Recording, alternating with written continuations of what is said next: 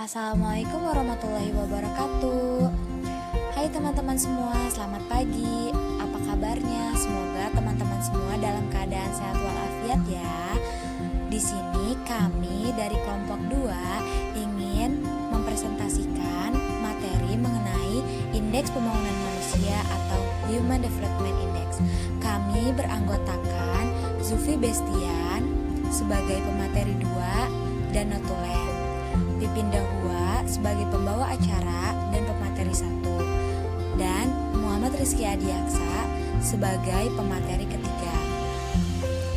Materi yang akan kami sampaikan mengenai pengertian dan menghitung indeks IPM, angka harapan hidup, tingkat pendidikan, dan mengukur keberhasilan pembangunan manusia. Untuk materi pertama akan disampaikan oleh Pipin Dahua. Materi yang pertama akan disampaikan oleh saya sendiri, yaitu Pipin Dahua. Materi pertama mengenai pengertian IPM. Apa sih IPM itu? IPM atau Indeks Pembangunan Manusia adalah pengukuran perbandingan dari harapan hidup, melek huruf, pendidikan, dan standar hidup untuk semua negara di seluruh dunia. IPM digunakan untuk mengklasifikasikan apakah sebuah negara adalah negara maju, negara berkembang, atau negara terbelakang, dan juga untuk mengukur pengaruh dari kebijakan ekonomi terhadap kualitas hidup. Selanjutnya ada dimensi dasar IPM. Indeks Pembangunan Manusia atau IPM memiliki 3 dimensi yang digunakan sebagai dasar perhitungannya. Dimensi yang pertama yaitu umur panjang dan hidup sehat yang diukur dengan angka harapan hidup saat kelahiran. Yang kedua, pengetahuan yang dihitung dari angka harapan sekolah dan angka rata-rata lama sekolah. Yang ketiga, standar hidup layak yang dihitung dari produk domestik bruto atau PDB, keseimbangan kemampuan berbelanja per kapita. Selanjutnya ada manfaat IPM. Menurut Badan Pusat Statistik atau BPS, Indeks Pembangunan Manusia memiliki beberapa manfaat.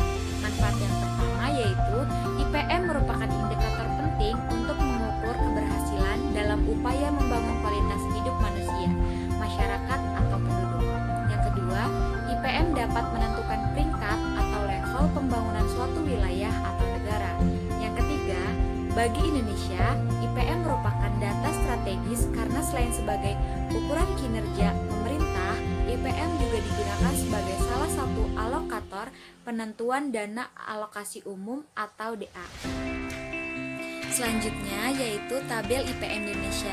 Dimulai dari tahun 1990, IPM Indonesia yaitu 0,532. Pada tahun 1991, IPM Indonesia mengalami peningkatan menjadi 0,541. Dan perubahan IPM-nya yaitu 0,009. Begitu terus pada tahun-tahun berikutnya Indonesia terus mengalami peningkatan IPM. Tetapi pada tahun 1998 Indonesia mengalami krisis moneter dan kelabilan politik Indonesia, di mana hal tersebut menyebabkan jatuhnya pendapatan per kapita, sehingga IPM pada tahun 1998 yaitu 0,593.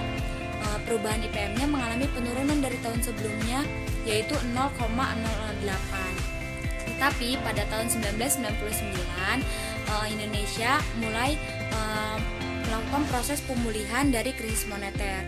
IPM-nya pada tahun 1998 yaitu 0,597. Perubahannya mengalami peningkatan yaitu 0,004 dari tahun sebelumnya. Sampai kepada tahun 2003, Indonesia pulih dari krisis moneter, yaitu pendapatan per kapita sama dengan sebelum krisis moneter, yaitu IPM pada tahun 2003 0,617 mengalami peningkatan. Perubahan IPM-nya yaitu 0,005. Terus sampai berlanjut ke tahun-tahun selanjutnya sampai 2018 IPM di Indonesia yaitu 0,707. Perubahannya dari tahun sebelumnya yaitu 0,009. Lalu ada daftar-daftar negara ASEAN berdasarkan IPM. Negara yang pertama yaitu Brunei. Brunei memiliki HDI 0,845 yang dikategorikan sangat tinggi.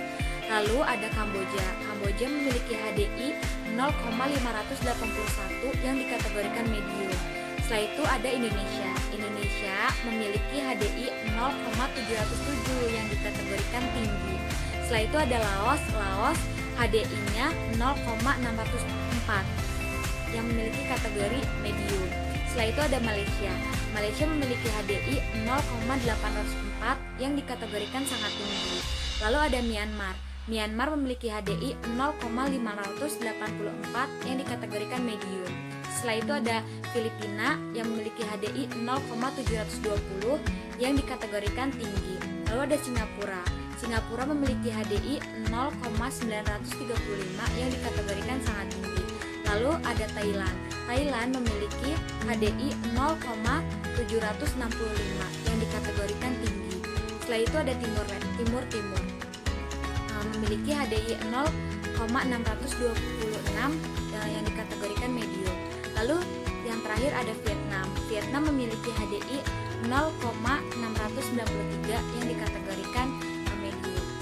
Jadi Indonesia itu termasuk ke dalam HDI yang dikategorikan tinggi karena memiliki HDI 0,707. Materi selanjutnya yaitu menghitung indeks pembangunan manusia. Sebelum perhitungan IPM, semua indeks dari dimensi penyusunan IPM harus dihitung terlebih dahulu. Rumus yang digunakan untuk menghitung indeks dari dimensinya tersebut adalah sebagai berikut. Yang pertama, dilihat dari dimensi kesehatan. Rumus dari dimensi kesehatan yaitu I kesehatan sama dengan AHH dikurangi AHH min dibagi AHH maksimal dikurangi AHH min.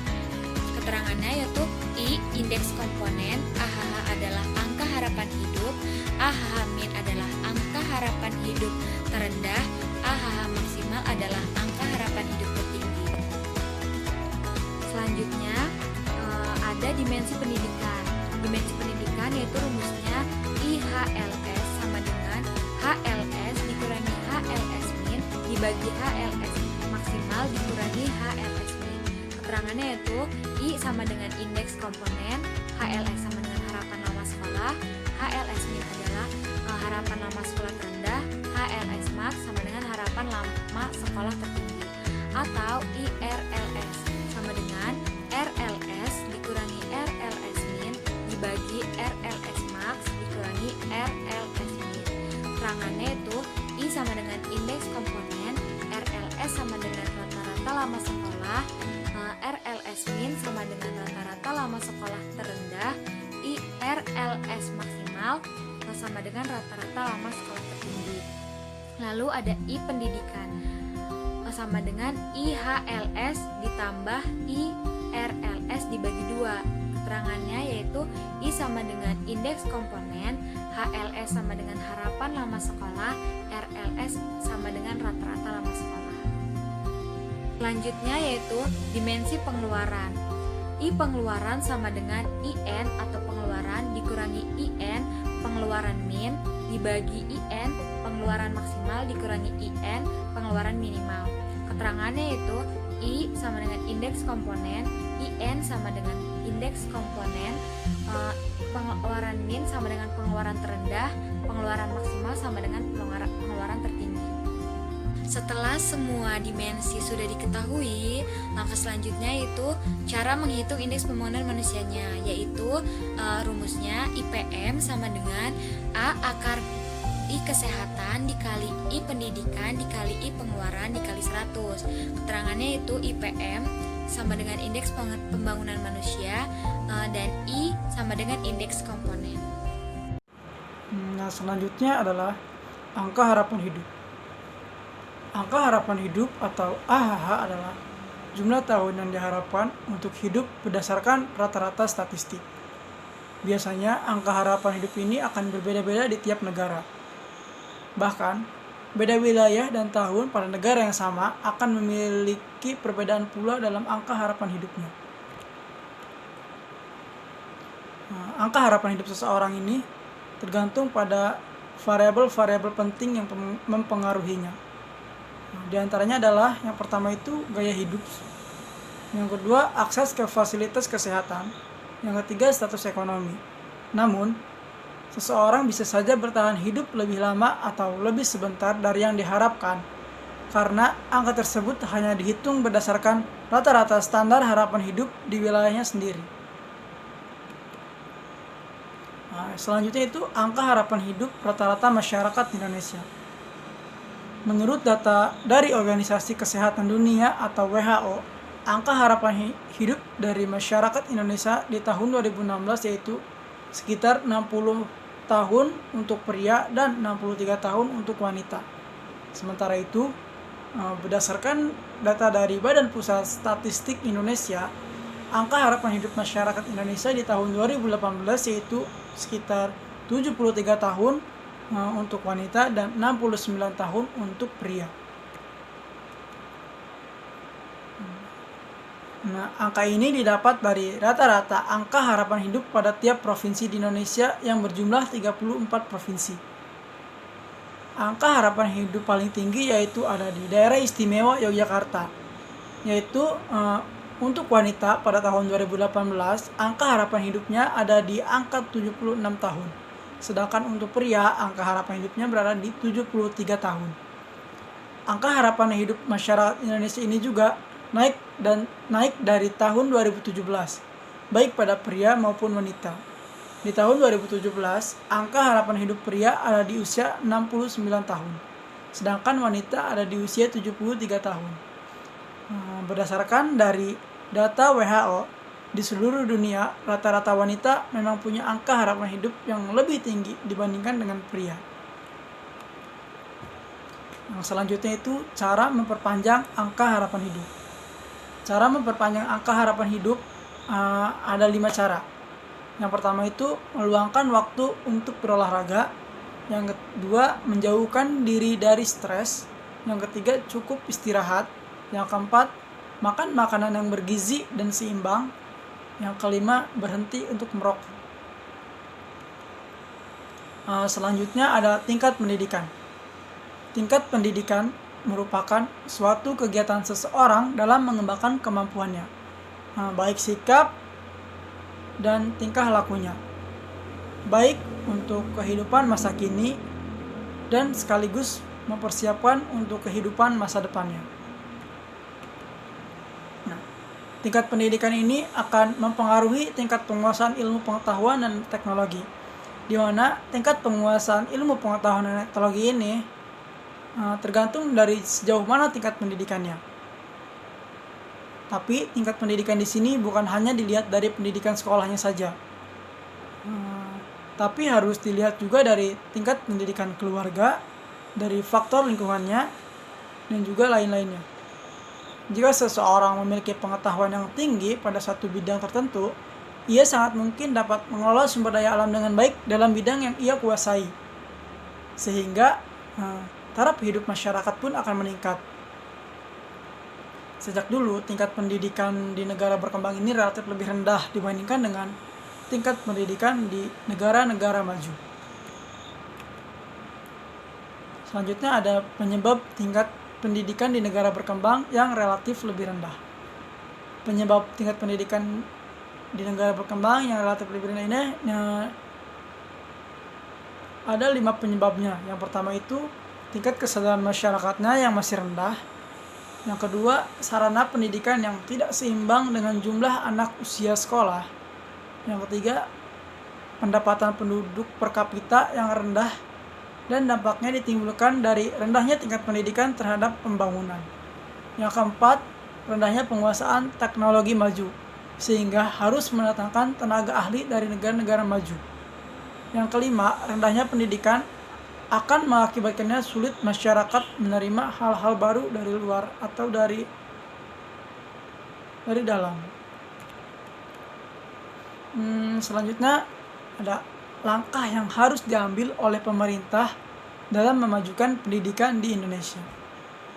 Langkah apa saja sih yang harus diambil oleh pemerintah untuk memajukan pendidikan di Indonesia? Di sini ada 4 langkah yang harus diambil oleh pemerintah untuk memajukan pendidikan di Indonesia. Yang pertama itu, pemerintah harus membangun sekolah-sekolah di daerah terpencil dan terpelosok agar seluruh masyarakat Indonesia dapat mengenyam bangku pendidikan. Yang kedua itu, menambah jumlah dan meningkatkan kualitas guru di Indonesia. Selanjutnya yang ketiga, mencanangkan program wajib belajar dan gerakan nasional orang tua asuh. Yang keempat, memberikan beasiswa kepada murid yang kurang mampu. Selanjutnya, partisipasi dalam pendidikan.